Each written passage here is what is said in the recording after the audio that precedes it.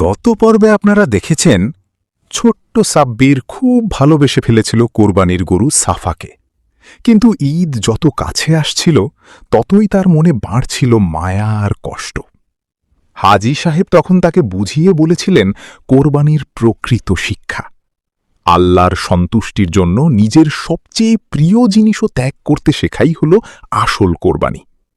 কিন্তু এখন প্রশ্ন একটাই, সাব্বির কি সত্যিই তার প্রিয় সাফাকে আল্লাহর পথে কোরবানি দিতে পারবে? চলুন শুরু করি কোরবানির প্রকৃত শিক্ষা শেষ পর্ব। সাব্বিরের চোখে পানি চলে এলো। সে ধীরে বলল, তাহলে আল্লাহর ভালোবাসাই সবচেয়ে বড়? হ্যাঁ বাবা, যে আল্লাহকে সবচেয়ে বেশি ভালোবাসে সেই প্রকৃত মুমিন। পরদিন ঈদের সকাল। ভোরে পুরো গ্রাম ঈদের আনন্দে জেগে উঠল। সবাই নতুন কাপড় পরে ঈদের নামাজে গেল। নামাজ শেষে সবাই একে অপরকে কোলাকুলি করছিল।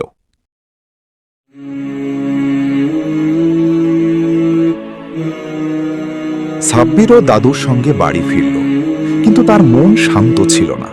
সে সাফার পাশে গিয়ে দাঁড়াল। গরুটির চোখের দিকে তাকিয়ে তার বুকটা কেঁপে উঠল। সে নিজের হাতে সাফাকে পানি খাওয়ালো, তারপর মাথায় হাত রেখে বলল, আল্লাহর জন্য তোমাকে কোরবানি করা হচ্ছে। তার চোখ বেয়ে পানি গড়িয়ে পড়ল। হাজী সাহেব দূর থেকে সব দেখছিলেন। তিনি বুঝতে পারলেন আজ তার নাতি কোরবানির প্রকৃত শিক্ষা বুঝতে শুরু করেছে। কোরবানি সম্পন্ন হওয়ার পর হাজী সাহেব মাংস ৩ ভাগ করলেন। ১ ভাগ আত্মীয়দের জন্য, ১ ভাগ নিজেদের জন্য, আর বড় একটি অংশ গ্রামের গরিব মানুষদের মধ্যে বিলিয়ে দিলেন।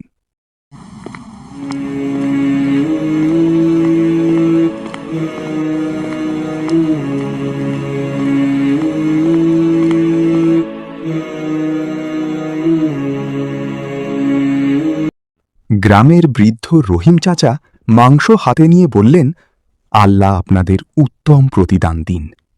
এক অসহায় বিধবা মহিলা চোখের পানি মুছে দোয়া করলেন, আল্লাহ আপনাদের পরিবারকে সুখে রাখুন। এসব দেখে সাব্বিরের মন ভরে গেল। সে বুঝতে পারল কোরবানি শুধু নিজের আনন্দের জন্য নয়, অন্যের মুখে হাসি ফোটানোরও শিক্ষা দেয়। সেদিন রাতে আকাশে পূর্ণিমার আলো ছড়িয়েছিল।